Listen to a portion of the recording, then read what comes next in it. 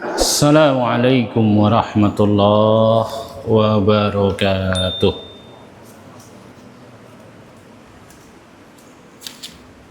Innal hamdalillah nahmaduhu wa nasta'inuhu wa nastaghfiruh wa na'udzu billahi min sururi anfusina wa min sayyiati a'malina. May yahdihillahu fala mudilla lahu wa may yudlil fala hadiya lahu. Ashhadu an la ilaha illallah wahdahu la syarika lahu wa ashhadu anna Muhammadan abduhu wa rasuluh arsalahu bil huda wa dinil haqq liyudhhirahu 'alad dini kullihi wa kafa billahi shahida. Faballagha risalah wa addal amanah wa nasahal ummah wa jahada fillahi haqqa jihadih. Fa salawatullahi wa salamuhu alaihi wa ala alihi wa ashabihi wa man tabi'ahum bi ihsanin ila yaumiddin wa ba'd. Ma'asyiral muslimin rahimani wa rahimakumullah, ikhwani wa akhwati fillah, a'azzani Allah wa iyyakum jami'an. Walhamdulillah, segala puji hanyalah milik Allah subhanahu wa ta'ala atas limpahan nikmatnya yang tidak terhitung kepada kita seluruhnya. Alhamdulillah, di malam yang berbahagia ini kita diizinkan oleh Allah subhanahu wa ta'ala untuk kembali bisa duduk bermajlis bersama guna melanjutkan taklim kita, pembahasan kitab Tazkiyatun Nufus oleh Fadilatul Syekh Dr. Ahmad Farid hafizahullahu ta'ala wa ghafarolahu wali walidayhi walil muslimina ajmain. Alhamdulillah, pembahasan kitab ini terakhir kali kita sampai kepada anwa'ul qalbi wa aqsamuhu, tentang macam-macam hati dan pembagiannya. Sudah kita sampaikan tentang macam-macam hati dan pembagiannya, bahwasannya dia terbagi menjadi ila salasati aqsam. Ada 3 macam, ada 3 pembagian dari hati tersebut. Yang pertama, al-qalbu sahih awis salim, hati yang sehat atau hati yang selamat. Ini sudah kita bahas, sudah kita sampaikan dalam pertemuan yang lalu, dan terakhir kita telah sampai kepada wal qalbul mayyit. Ini juga sudah kita sampaikan apa yang dimaksud dengan hati yang mati dalam pertemuan terakhir yang lalu.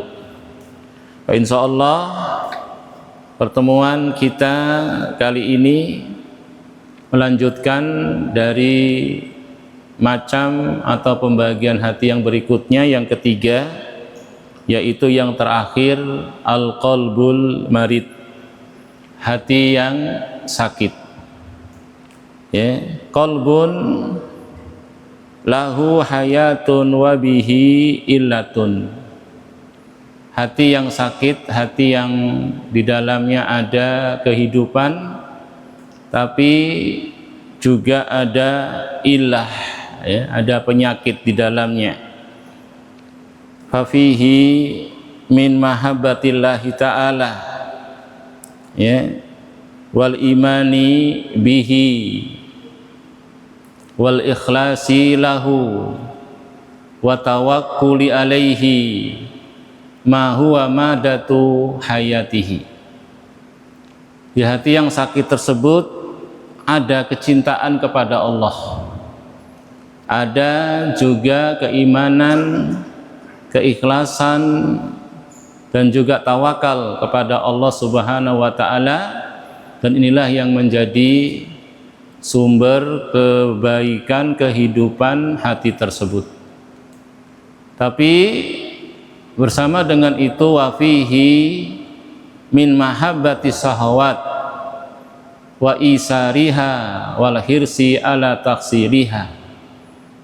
Bersama dengan hal tersebut, perkara-perkara yang di situ menunjukkan masih hidupnya hati, ya, ada juga di dalamnya, ya, bercampur dengan mahabbatu sahwat, ada juga kecintaan kepada sahwat, wa isariha, bahkan mendahulukannya, ya, wal hirsi ala taksiriha, dan semangat, ya, untuk memenuhi dari keinginan-keinginan syahwat tersebut, ya, wal hasadi wal kibri, juga ada hasad, juga ada sombong, wal ujub, juga ada ujub, ma huwa madatu halaki. Yang ini merupakan sumber-sumber kehancuran, ya, kebinasaan bagi hati tersebut.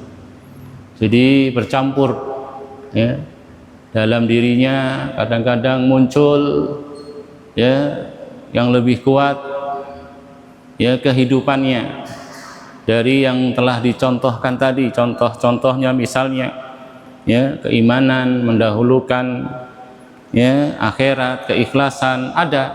Cuman kadang muncul juga lawannya, ya, lawannya dari hal-hal yang membinasakan hati tersebut, ya, kecenderungan kepada syahwat mendahulukannya, ada hasad juga, ada kesombongan, kadang-kadang muncul ada ujub, ya.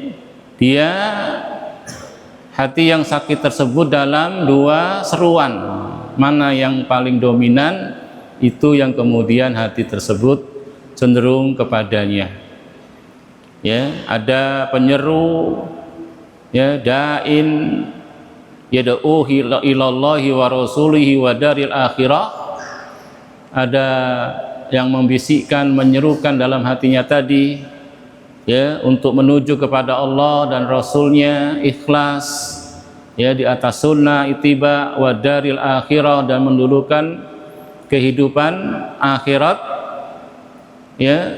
Tapi di dalamnya juga ada da'in, ya, penyeru, pembisik yang yad'uhu ila al-ajilah, mengajaknya kepada al-ajilah, ya, yaitu maksudnya dunia yang segera, ya.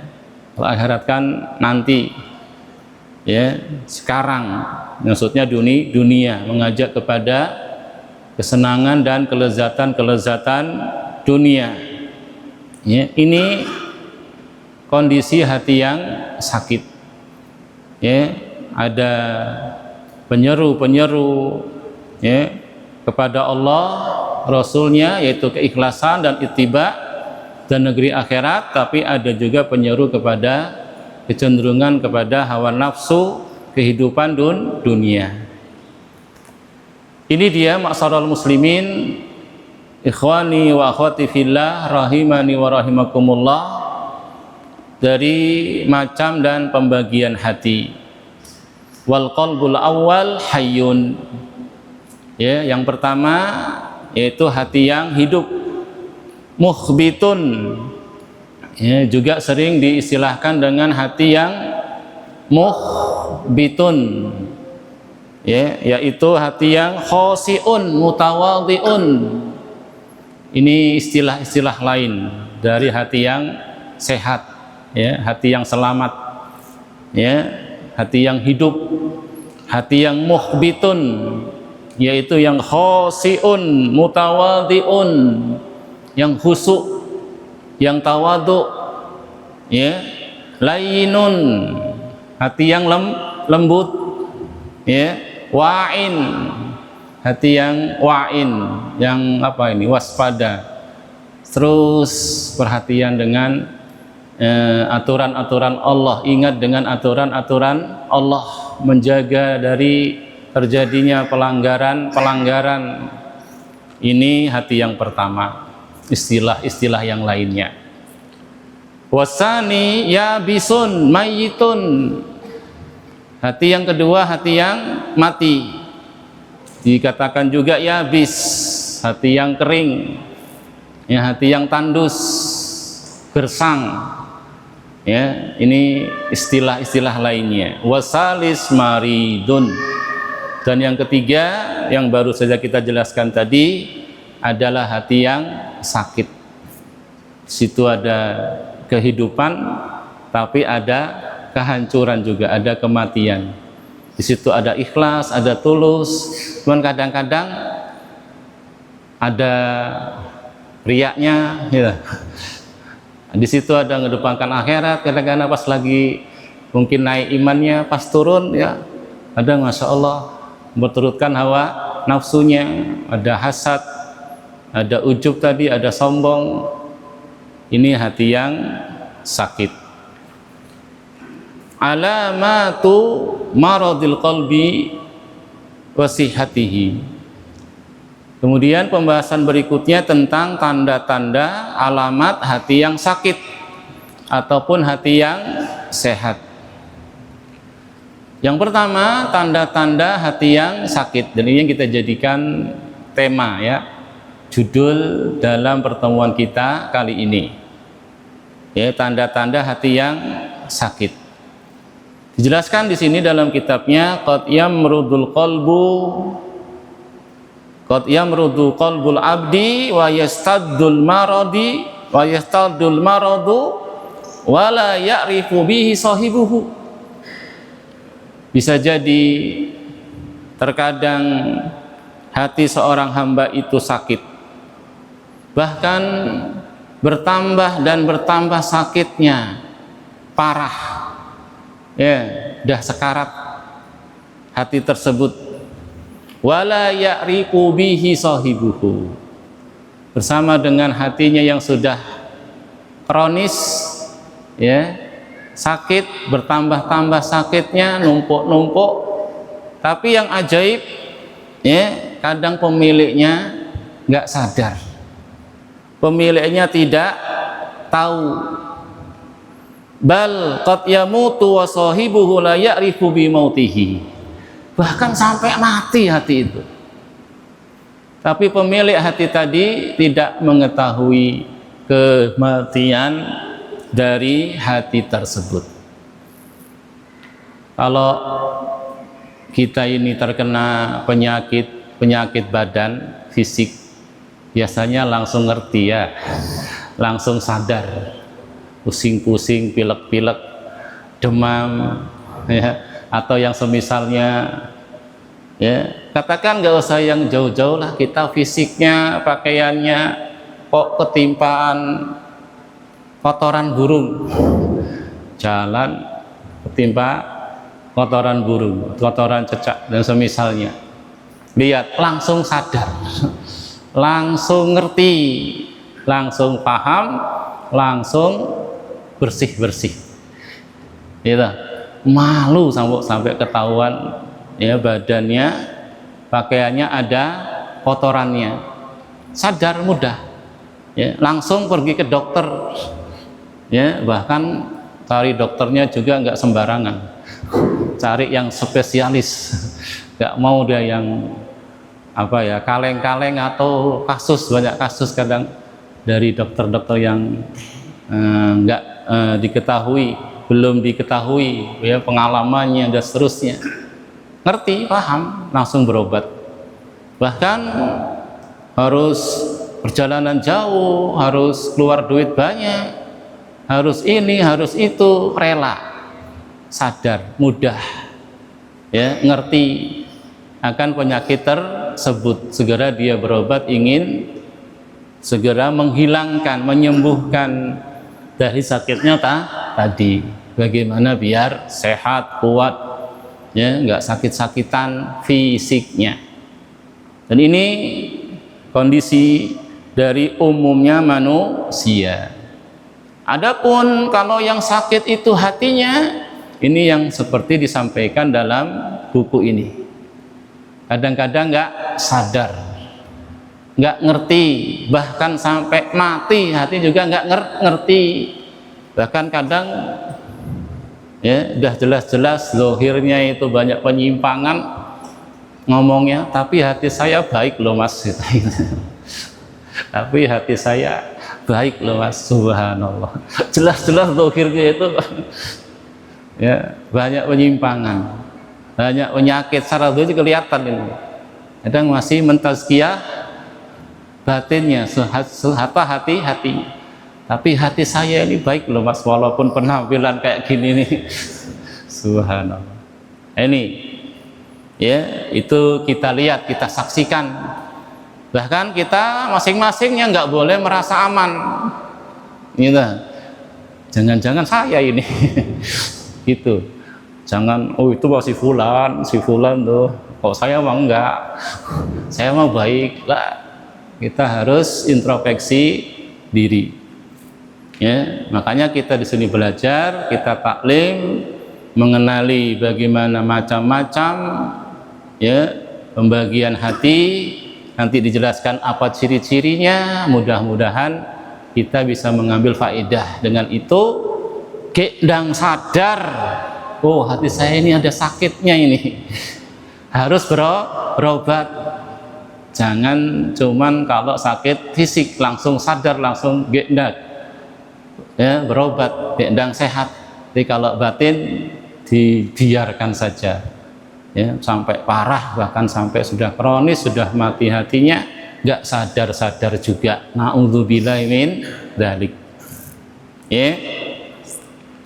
Wa alamatu maradihi au mautihi, dan tanda ciri-ciri hati yang sakit atau hati yang mati adalah anna sahibahu la tu'allimuhu jarahatul ma'asi.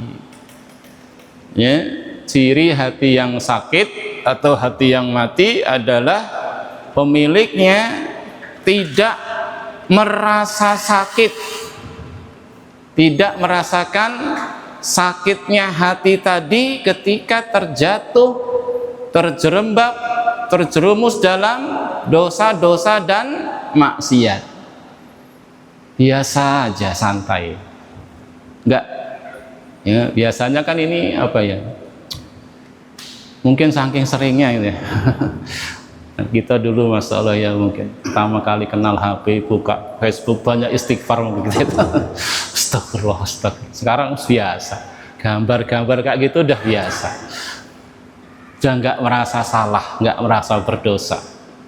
Dulu mungkin ya ikhtilat campur, rasanya dosa besar, gimana caranya? Kadang sering udah nggak kerasa lagi rasa sakit ketika terjadi pelanggaran, dosa atau maksiat.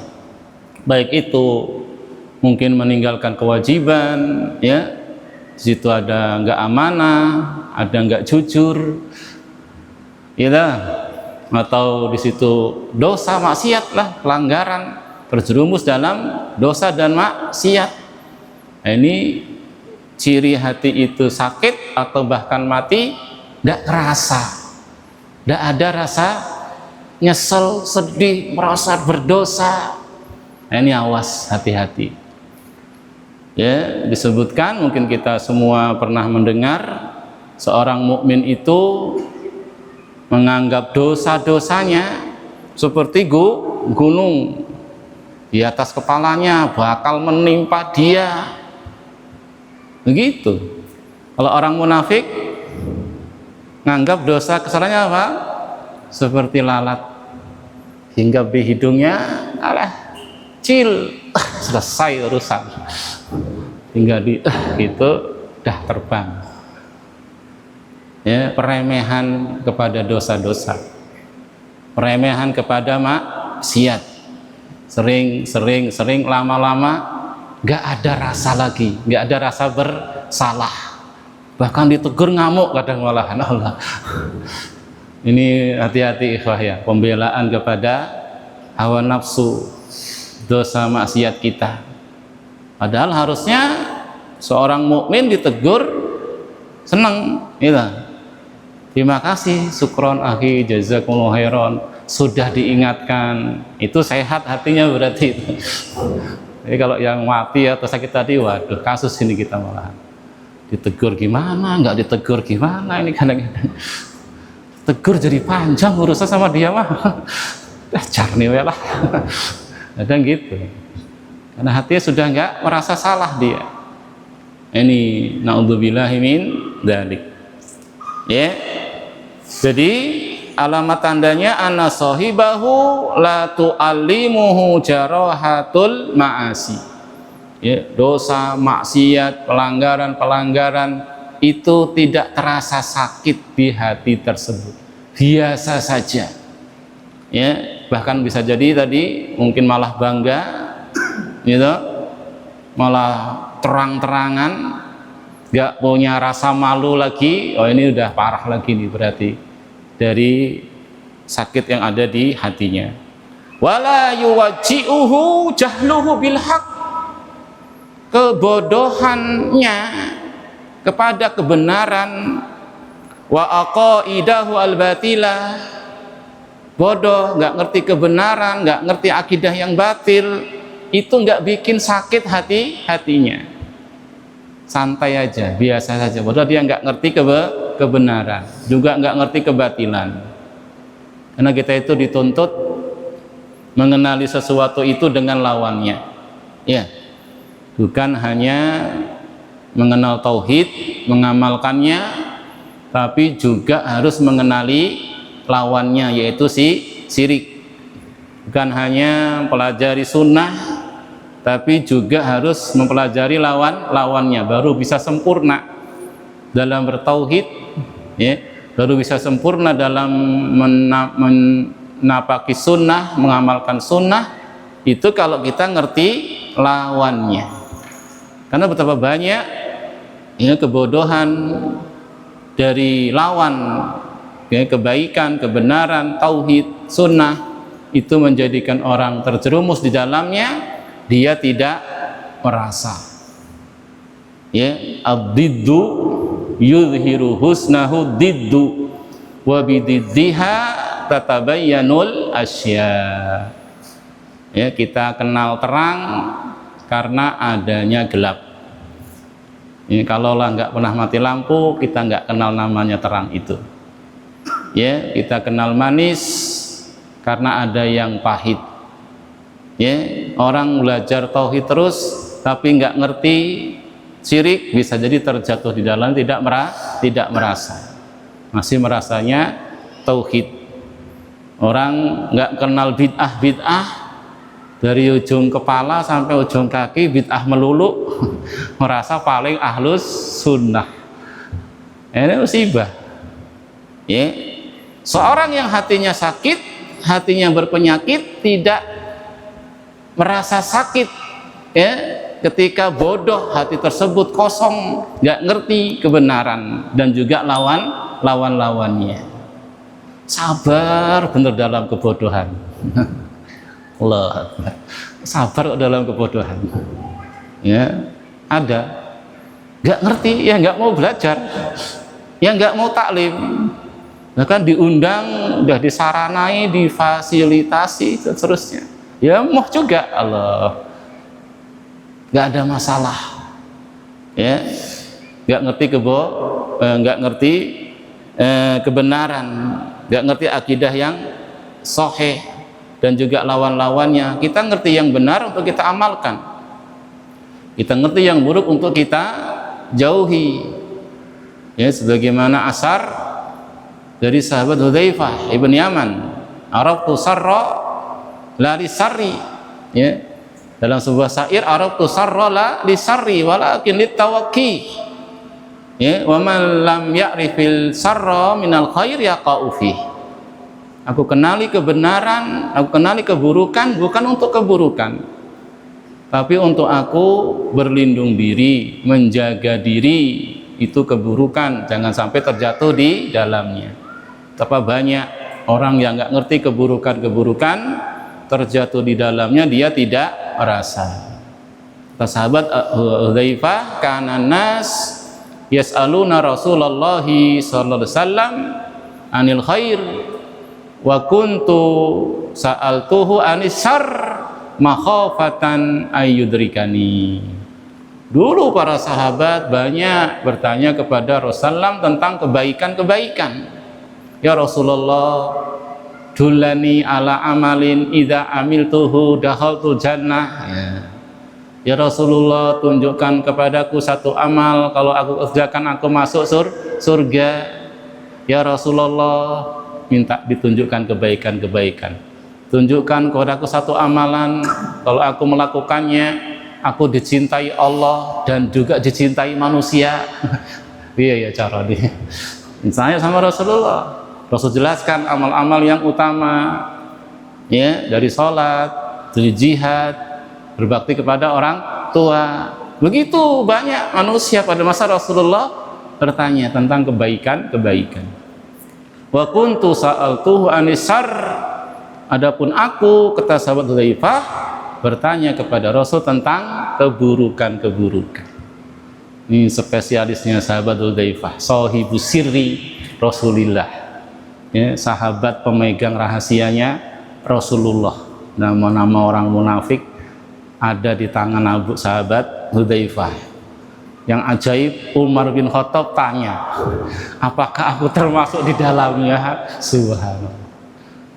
Lihat itu, selevel Umar bin Khattab, khawatir kalau namanya tercantum dalam daftar nama-nama munafik yang ada di tangannya sahabat Hudzaifah. Jadi manusia bertanya kebaikan-kebaikan, adapun aku bertanya tentang keburukan-keburukan, bukan untuk melakukannya, tapi untuk aku kenali itu buruk, sehingga aku bisa menghindar daripadanya.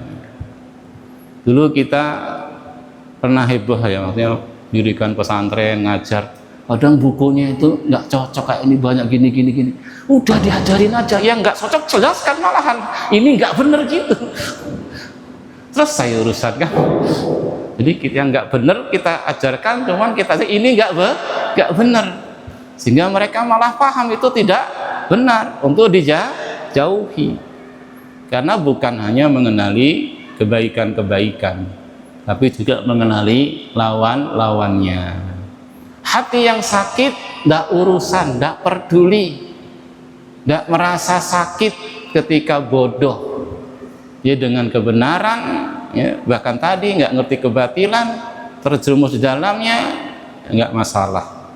Karena tadi hati yang sakit di dalamnya ada syahwat, ya, ada subuhat, ada syirik, ada bid'ah, walaupun ada juga sunnah, bisa jadi ada keikhlasan.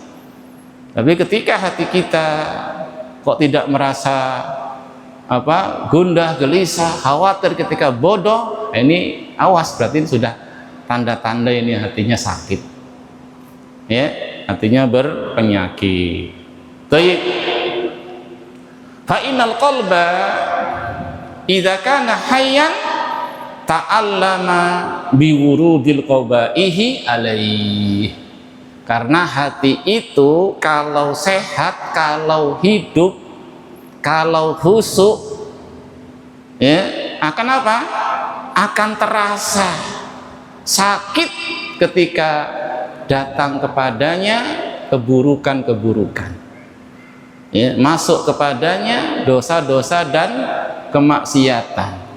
Hati akan merasa sakit, ya, wa ta'allama bijahlihi bil haq, dia akan merasa sakit tak kala tidak mengenali kebenaran. Nggak kenal tauhid apalagi ini, nggak kenal sunnah, dia merasa sakit, merasa gendang belajar, gendang ngerti. Jangan sampai kita udah sekian lama muslim mukmin, makna syahadat aja nggak mudeng. Abu Jahal lebih pintar daripada dia. Kan terjadi ya dalam pembahasan tauhid yang disampaikan bahkan oleh Al-Mujaddid Syekhul Islam Muhammad bin Abdul Wahhab, ya, la khaira, tidak ada kebaikan blas yang ngaku muslim mukmin tapi orang musyrik kafir zaman Rasul lebih paham la ilaha illallah daripada dirinya. Apa mungkin Ustaz? Belajar makanya biar ngerti. Dulu Rasul itu ketika berdakwah cukup mengatakan qulu la ilaha illallah tuflihu, selesai. Mudeng mereka. Mereka orang Arab, bahasa mereka.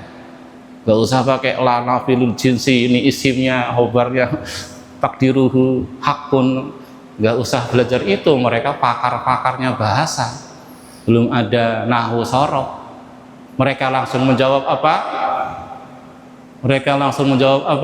Tak kala diajak mengucapkan la ilaha illallah, aja'alal alihata ilaha wahida, dalam surat Shad ayat yang kelima. Apakah orang ini akan menjadikan yang banyak disembahi ini, ada Lata, ada Hubal, ada Manat, ada Uzza dan seterusnya, buang semua, gak boleh diibadahi, gak sah. Hanya satu saja yang berhak diibadahi, yaitu hanya Allah saja. Coba ini baca, aja'alal alihata ilahan wahida, nunjukkan mereka faham, mereka ngerti. Di atas ilmu tersebut mereka nggak mau ngomong, nggak mau bersahadat. Coba lihat sekarang kaum muslimin bersahadat tiap hari la ilaha illallah, la ilaha illallah. Tapi pergi ke kuburan, doa-doa sama yang sudah mati, masih tawakal sama jimat-jimat, ya, masih berkorban kepada selain Allah dan seterusnya. Nggak ngerti, nggak masalah, yang penting badan aja sehat. Bisa makan, bisa minum, punya istri, punya anak, rumahnya bagus, kendaraannya wah, orang sukses pokoknya dah. Padahal hatinya subhanallah. Ya, ini yang hendaknya kita sadari. Ya. Jadi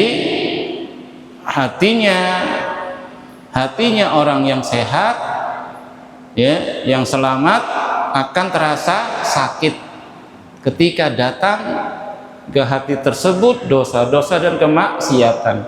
Ketika dia bodoh akan kebenaran. Dan kita hendaknya introspeksi diri kita, coba kita ini mengenali diri kita. Nggak usah bicara yang detail-detail, yang pokok-pokok loh dari pembahasan tauhid. Sudah paham belum kita itu? Tauhid rububiyah, tauhid uluhiyah, tauhid asma wa sifat. Dah rukun iman yang 6 sudah belum antum pelajari itu sarahnya itu? Apa sih kandungan iman kepada Allah, iman kepada malaikat, iman kepada Rasul? Jangan-jangan kita cuma ngaku-ngaku tok loh Ahlussunnah Salafi, akidahnya sahih, nggak pernah ngerti perincian-perincian tersebut. Pokok masalah-masalah mendasar, ya, pembahasan iman kepada hari akhir, pembahasan takdir, itu kan ada perincian-perinciannya, poin-poin yang harus ada, ya. Rukunnya rukun iman, ya. Rukun iman kepada Allah misalkan ada 4, ngimani wujudnya Allah, ngimani rububiyah, ngimani uluhiyah, semua sifat. Ya. Rukunnya iman kepada malaikat misalkan ngimani wujudnya malaikat, nama-nama malaikat, tugas-tugas malaikat, sifat-sifat malaikat. Sudah belum kita tuh menguasai materi itu. Nggak usah yang detail lah, yang global dulu, yang tipis-tipis selesai dipahami dengan bagus, kita paham ciri pembagiannya, macam-macamnya, bid'ah pengertiannya, ya mungkin macam-macamnya, ini disilahkan, ya. Karena ketika kita merasa nggak masalah, nggak ngerti itu, lah ini poin berarti hati kita ada sesuatu, ya. Harusnya kita merasa sakit, ya, haus, ingin mendapatkannya, ingin meraihnya, mengetahuinya. Keimanan yang dengan keimanan tersebut kita dicap, divonis sudah dapatkan petunjuk, itu disebutkan dalam ayat Quran, keimanan seperti apa yang diimani para sahabat. Allah berkata kepada ahli kitab, fa in amanu bimisli ma amantum bihi faqad ihtadaw. Kalau mereka itu mau beriman dengan apa yang kalian imani, wahai para sahabat, sungguh mereka dengan itu telah mendapatkan petunjuk. Apa itu yang diimani oleh para sahabat itu, poin-poinnya itu? Gini kan harusnya tergerak hati kita itu. Apa ya? Kita baca, kita ikut ngaji, kita ikut taklim, semangat gitu. Nggak masalah. Lah mukmin nggak mungkin jadi orang kafir. Masa tauhid dibahas, kita sudah muslim loh Pak, kita nih Pak, membahas tauhid segala, padahal bodoh. Ini musibah. Ini baik. Waqad yas'uru bil marad wa yastaddu alaihi, ya, mararatu dawa. Kadang ada juga sudah sadar sakit ini hatinya, cuman nggak mau berobat. Karena kok nggak mau berobat, obatnya pahit, ngerti sebenarnya sakit, ngerti juga obatnya, cuman nggak mau diminum, nggak mau dimakan obatnya tadi. Kenapa? Nggak enak, pahit. Orang sakit itu antum kasih air segar, pahit kata dia. Antum belikan sate, nggak enak. Ya namanya lidahnya masih bermasalah ini. Lidah ini ya, mulut kita ini, air liurnya itu kan apa? Tawar. Sehingga dengan itu dia bisa merasakan enak, lezat. Jadi kalau itu sudah pahit, masuk situ ya pahit semua. Jadi nggak enak, dan itu hikmah diciptakannya kalau air liur kita apa? Tawar. Makanya kalau pas sakit jadi nggak enak karena pahit, air liurnya tawar. Tapi kalau air telinga pahit, kalau air mata asin. Pernah nggak ngerasain? Itu ada hikmah penciptaan, itu ada apa ya, ayat tanda-tanda kebesaran Allah. Ngapa kalau air ludah itu tawar, kalau air telinga ini pahit, kalau air mata asin. Itu nggak sembarangan loh, itu ada pengaturnya, itu ada yang membuatnya, menciptakannya, sehingga mata kita ini bisa eksis melihat, nggak masalah ya. Telinga kita ini kalau ada yang masuk dia kabur gitu. Bahkan kalau dia berani masuk terus terperangkap dia mati di dalamnya, nggak bisa masuk ke dalam. Kayak yang di sini masuk semua ya. Enak sebabnya kan. Kalau sehat, kalau sakit ya nggak enak juga. Kadang seorang sadar hatinya sakit, hatinya berpenyakit, tapi nggak mau berobat. Lah ngapa? Karena obatnya pahit, nggak tahan minum obat yang pahit, pasrah, rela terjangkiti penyakit. Padahal ini bukan sikap orang yang berakal. Gitu. Ya apa enggak? Orang yang berakal itu kalau dia sakit badannya, fisiknya, dia akan apa?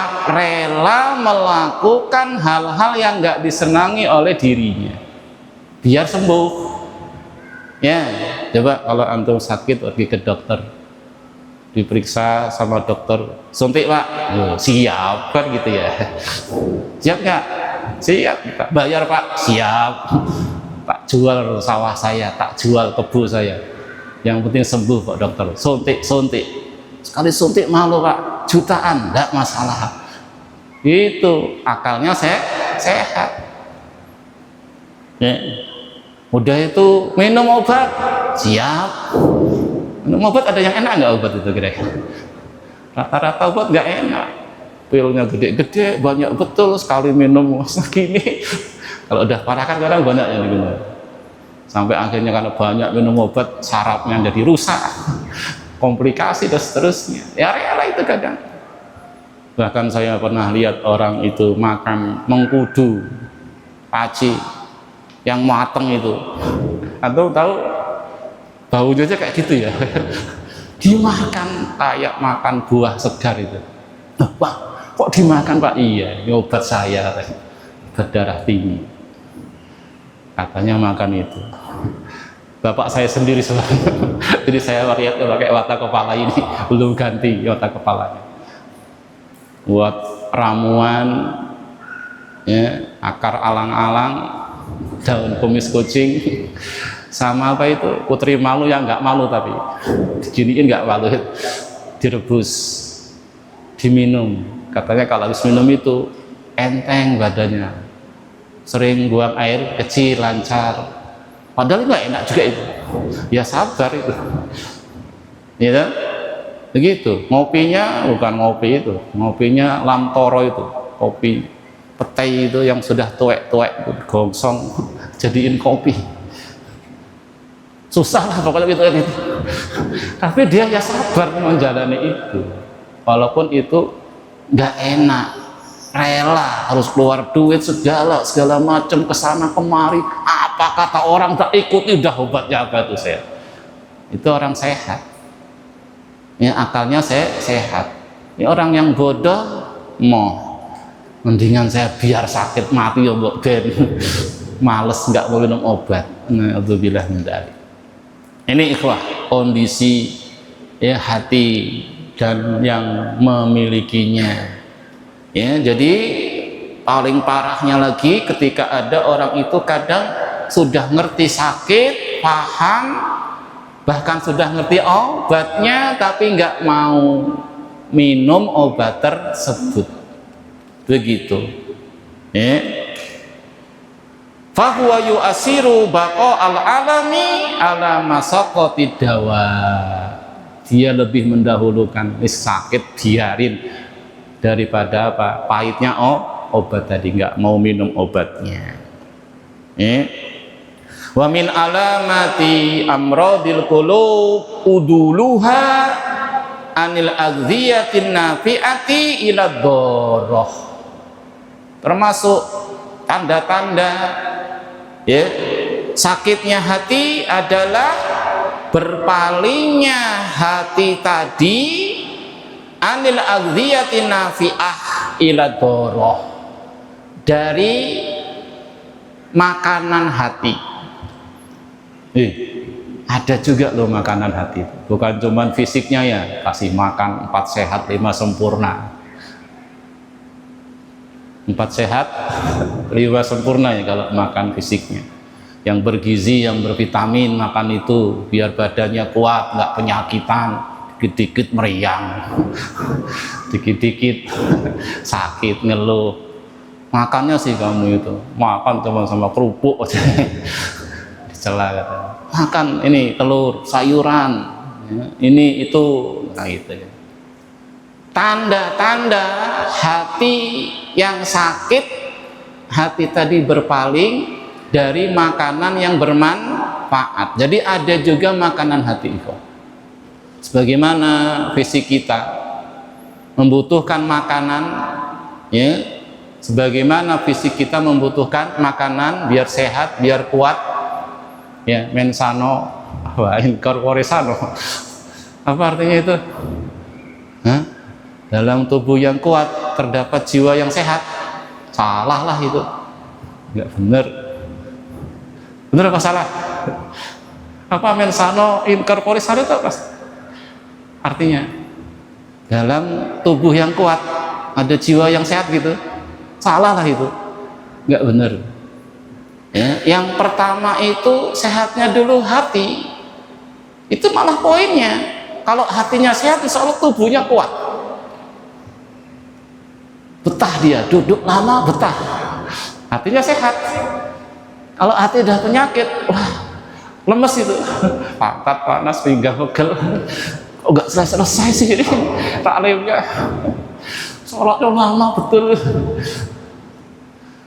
Sahabat itu karena hatinya sehat, imannya membaja, tawakalnya tinggi, walaupun makanannya kurang. Perang itu kan kurang makan, persenjataan, perbekalan kurang, musuh itu berlipat-lipat. Masya Allah, mereka itu musuh itu ketakutan, gentar.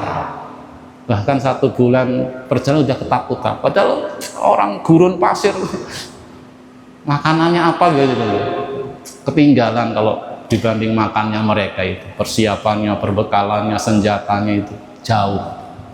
Gimana saya bisa kuat-kuat perang bulan Ramadan loh, puasa loh.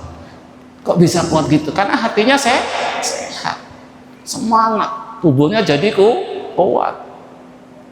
Jadi kalau hatinya udah penyakitan ya klemer mesti, badannya lemah, nggak kuat. Ya, kita sudah dijejelinya mensano yang gor-gori satu. Bahkan ada yang nempel di gor, ya, al mu'minul qawi khairun wa ahabu ilallah minal mu'minid do'if. Ini salah tempat juga, tempel di gor. Betul, olahraga. Mukmin yang kuat lebih bagus, lebih dicintai oleh Allah daripada mukmin yang lemah. Masalahnya di gor. Gor itu kan sehatnya fisik lah. Padahal itu poinnya apa? Sehatnya iman, hati. Pembahasannya mukmin tuh. Mukmin pembahasannya. Mukmin yang kuat iman. Nanti kuat juga insya Allah badannya. Dia tegar. Dia kokoh. Tahu yang bunuh Abu Jahal? Coba. Dalam sebuah versi sahabat Ibnu Mas'ud, ya. Tahu sahabat Ibnu Mas'ud? Naik pohon mau ngambil pohon arak untuk bersiwak. Kainnya tersingkap angin, ketawa para sahabat. Kata Rasul, ngapa ketawa? Betisnya kecil. Betisnya kecil. Badannya kecil. Tapi itu yang bunuh Abu Jahal dalam satu versi.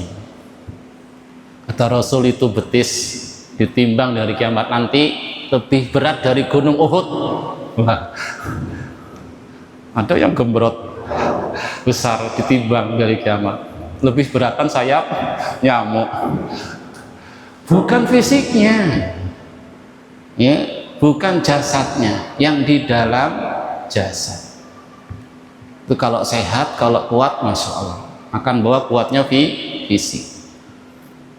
Tanda hati yang penyakitan berpaling dari makanan-makanan hati yang bermanfaat. Sebagaimana tadi, kalau badan ini sakit pun kan berpaling ya, nggak enak.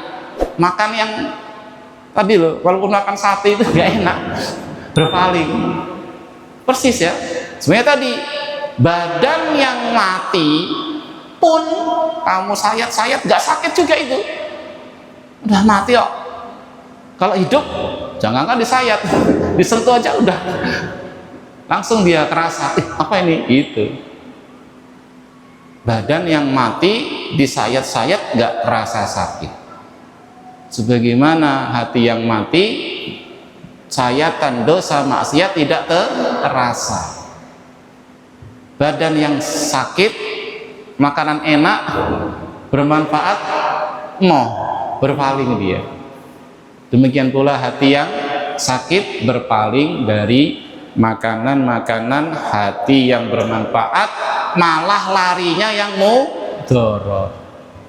Hati sudah sakit malah senangnya musik, joget-joget, ya, pelesiran, repressing, tempat-tempat dosa, maksiat, tambah sakit sebenarnya. Cuman dia merasa itu obatnya. Semua akibat hati yang sakit. Ya, tapi tadi kadang pemiliknya tidak merasa. wa uduluha anid dawa'i nafi ila da'iha ad-dar fal qalbu sahihu yu'asiru nafi'a as-safiya ala dharil mu'dhi. Kalau hatinya sehat, dia mendahulukan yang bermanfaat, yang menyembuhkan, ya, daripada yang mudarat, yang menyakiti, yang mengganggunya. Wa anfa'ul aghdhiyati ghadha'ul iman wa anfa'ul adwiyati dawaul Qur'an. Masya Allah. Dan makanan hati yang paling bermanfaat adalah keimanan. Makanya ikhwah, ayo semangat belajar yang dasar dulu lah ya, rukun iman, perinciannya. Apa iman menurut ahlus sunnah, pengertian iman menurut ahlus sunnah, ini dipahami dengan baik. Kemudian rukun iman, iman kepada Allah terusnya dikaji, dibahas. Ini makanan hati. Iman kepada hari akhir itu masya Allah pengaruh dalam hati kita. Ya, iman kepada takdir itu masya Allah kalau dipenuhi dengan baik itu sangat bermanfaat dalam kita hidup di dunia ini. Ya, termasuk zikir-zikir, wirid-wirid dilazimi, ya, zikir habis sholat, zikir pagi, zikir petang, itu makanan bermanfaat bagi hati. Ya, tapi kalau sakit ya tadi nggak enak, nggak cocok, milih apa? Tidur. Pagi-pagi habis subuh tidur. Padahal masya Allah itu waktu yang bermanfaat, waktu yang diberkahi. Baca Quran, zikir, ya, wirid-wiridnya, ya, keimanan kuat nanti hati itu, ya. Dan paling bermanfaatnya obatnya hati kalau berpenyakit adalah Al-Quran. Makanya kata Khalifah Utsman bin Affan, apa kata beliau, ya, yang saya ingat maknanya, kalaulah hati-hati kalian itu sehat, niscaya kalian tidak akan pernah kenyang dari Al-Quran. Ingin baca, ingin mengkaji, ingin pelajarinya, kalau hatinya sehat. Coba sekarang jujur ya, antum seharian itu banyakan buka HP apa buka Quran? Coba sih sekali-kali antum ngitung berapa kali ya saya tuh buka HP ya. Pernah nggak antum percobaan? Bangun tidur udah buka HP, tinggal kamar kecil datang lagi buka HP lagi, mau sholat udah bersih-bersih kan buka HP dulu, setelah salam buka HP lagi. Subhanallah, apalagi udah aktivitas, pergi ketinggalan HP, waduh kayak ketinggalan jimat. Sehingga sebagian mengatakan, apa masalah dengan jimat? Kalau jimat masalah berarti antum juga HP itu masalah itu. Antum pasrah sama HP loh, ketinggalan HP kayak ketinggalan jimat. Jangan-jangan itu sudah bergantung sama HP kayak bergantungnya orang musik sama jimatnya. Lain apa inilah, jimat kan nggak ada ilmiahnya. Kalau HP kan ilmiahnya. Di situ ada nomor telepon, ada segala macam. Ada kan kiai yang bantah gitu ya. Pernah nggak antum dengar ceramah? Kiai pinter loh itu. Ya. Kiai yang kitab, bukan cuma ngomong jorok-jorok jadi dikiaikan, enggak, ini pesantren gitu, bantah kita itu. Orang ada apa masalah dengan itu jimat katanya, kamu aja katanya ketinggalan HP aja bingung kok nggak bawa HP katanya. Padahal kalau kita bahas lagi beda ya, jimat kan apa ta'aluknya tuh, apa keterkaitannya dengan kesuksesan, keberuntungan. Gembolan apa lo itu? Tapi kalau HP kan jelas ya, itu nomor HP, mungkin data-data kita di situ yang kita butuhkan, jelas nggak bisa disamain dengan jimat lain. Cuman kan ini juga butuh ilmu kan, kalau kita nggak ilmu kan, wah itu sorak-sorak itu, wah habis itu katanya. Baik, jadi hati yang berpenyakit ya dia malah berpaling dari makanan-makanan hati. Apa makanan hati? Keimanan. Ajari ikhwah coba. Kalau antum belum merasakan lezatnya belajar keimanan itu berarti belum ini juga, hati kita masih dipertanyakan itu. Butuh makanan iman kepada Allah itu perinciannya, malaikat. Kita bicara yang pokok aja lah ya, rukun iman. Ada nanti masih banyak yang lainnya dari masalah keimanan, masalah akidah. Itu sangat bermanfaat. Sangat-sangat iman kepada yang gaib itu sangat bermanfaat. Coba baca itu, urgensi iman kepada Allah, urgensi iman kepada hari akhir, urgensi iman kepada takdir. Masya Allah itu kalau kita baca sangat-sangat penting. Dan itu makanan hati, obatnya hati yang paling bermanfaat adalah Al-Quran. Bahkan Fadilatul Syekh Dr. Profesor Dr. Abdul Razak Ibn Abdul Muhsin Al-Badr dalam 10 kaidah berkaitan dengan tazkiyatun nufus, ada kitab beliau kecil, itu kaidah yang ketiga itu beliau mengatakan Al-Quran itu adalah sumber mata air pensucian jiwa. Al-Quran adalah sumber mata air pensucian jiwa. Al-Quran itu disifati oleh Allah dalam sekian banyak ayat mubarak, ya, berkah, banyak kebaikannya. Disifati juga dengan apa? Sifat, ya, sifaun lima fis sudur, obat bagi penyakit hati. Bahkan Al-Quran itu sebenarnya juga obat bagi penyakit fisik. Cuman kita mungkin jarang dengar ya. Kalau kita baca kitab Ibnul Qayyim itu ternyata Quran itu bukan cuma obat batin, penyakit batin ya, dari kenifakan, ragu-ragu dan seterusnya, tapi juga bisa obat fisik tuh. Lihat pemimpin kaum yang disengat binatang berbisa, pakai apa ngobatinya? Ruqyah Al-Fatihah, sembuh kayak nggak pernah disengat binatang berbisa. Tadinya ngelembrek nggak bisa bangun, udah usaha ini usaha itu masih aja, sampai sahabat yang tadinya sudah datang ke situ tak mau bertamu nggak diberi jamuan, hanya lewat dipanggil kalau ada bisa ngobati, diobati dengan seorang sahabat dengan bacakan Al-Fatihah, sembuh toh Allah. Jadi juga dia obat fisik.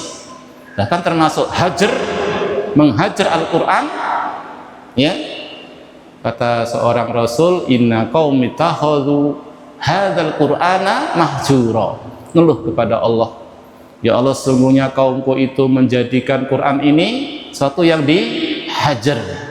Yang dihajar itu syirik, musyrik, itu dihajar, ya, bid'ah, ahli bid'ah itu dihajar. Ini Quran dihajar. Nanti bentuk-bentuk menghajar Quran banyak. Di antaranya kata para ulama apa? Tidak menjadikan Al-Quran sebagai obat. Itu termasuk menghajar Al-Quran. Makanya termasuk tanda hati yang berpenyakit, berpalingnya hati tersebut dari obat yang sangat bermanfaat akan penyakitnya, yaitu Al-Quran. Padahal Al-Quran sekali lagi dia adalah sumber mata air pensucian jiwa.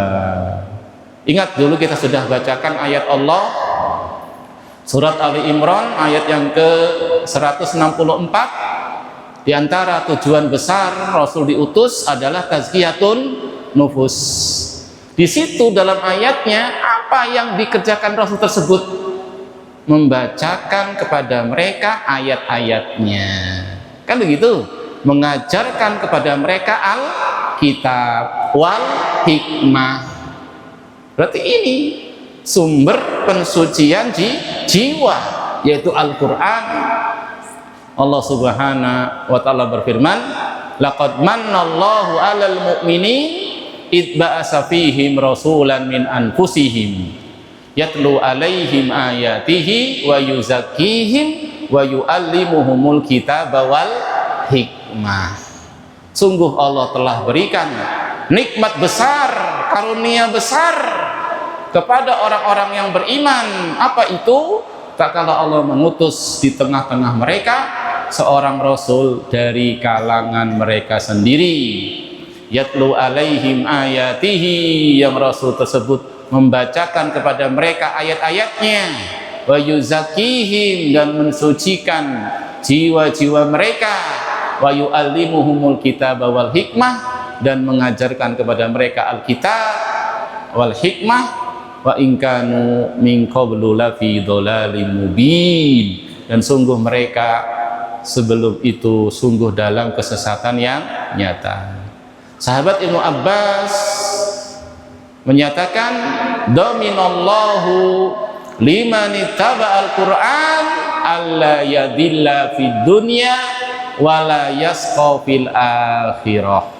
Sungguh Allah telah menjamin siapa saja yang mau mengikuti Al-Quran tidak akan sesat di dunia dan gak akan celaka di akhirat nanti. Kemudian beliau berdalil dengan surat Toha ayat 123, faman ittaba'a hudaya fala yadillu wala yasqa.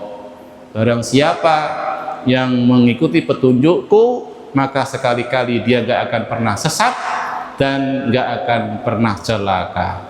Allah juga berfirman dalam Al-Quran,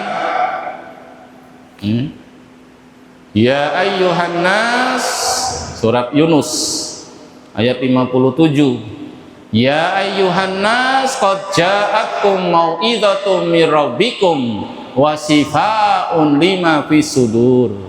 Wahai manusia, sungguh telah datang kepada kalian nasihat dari Rabb kalian dan obat penyembuh lima fis sudur, penyakit-penyakit yang ada dalam dada, dalam hati, wahudan wa rahmatun lil mu'minin, ya, dan juga petunjuk dan rahmat bagi orang-orang yang beriman. Yang dimaksudkan adalah Al-Quran. Al-Quranu, Imam Al-Qayyim mengatakan, Al-Quranu huwa sifa'u tam min jami'il adwiyatil qalbiyati wal badaniyati. Sungguh Al-Quran itu adalah obat yang sempurna, ya, obat yang sempurna, yang mujarab, min jami'il adwiyatil qalbiyah wal badaniyah, dari seluruh penyakit-penyakit hati dan penyakit badan, wa adwa'id dunya wal akhirah, demikian pula penyakit-penyakit dunia dan penyakit akhirat. Allah berfirman dalam surat Al-Baqarah 121, alladzina atainahumul kitaba yatlunahu haqqa tilawatih ulaika yu'minuna bih. Orang-orang yang telah kami beri kitab, ya, mereka membacanya dengan sebenar-benar membaca. Haqqa tilawatih ulaika yu'minuna bih, merekalah orang-orang yang beriman kepada kitab tersebut. Ya, dibaca dengan sebenar-benar membaca. Maksudnya bukan sekedar tajwid, ya, bukan sekedar makhrajnya, ya, fasih, pas sesuai sifat hurufnya, naam, tapi lebih dari itu, sebagaimana penjelasan para ulama kita, yang dimaksud membaca dengan sebenar-benarnya, ya, tilawah haqqa tilawatih adalah membacanya, ya, menghafalnya, memahaminya, merenunginya, dan puncaknya mengamalkannya. Wallahu a'lam bishawab. Cukup sampai sini, semoga bermanfaat. Lebih kurangnya mohon maaf. Saya ingatkan, yang di depan ini bukan berarti sudah saling sempurna, ya, pensucian jiwanya. Kita sama-sama belajar tawasibil haq, tawasibis sabr. Subhanakallahumma wa bihamdika asyhadu an la ilaha illa anta astaghfiruka wa atubu ilaik. Wa akhiru da'wana anil hamdulillahi rabbil alamin. Wassalamu alaikum warahmatullahi wabarakatuh.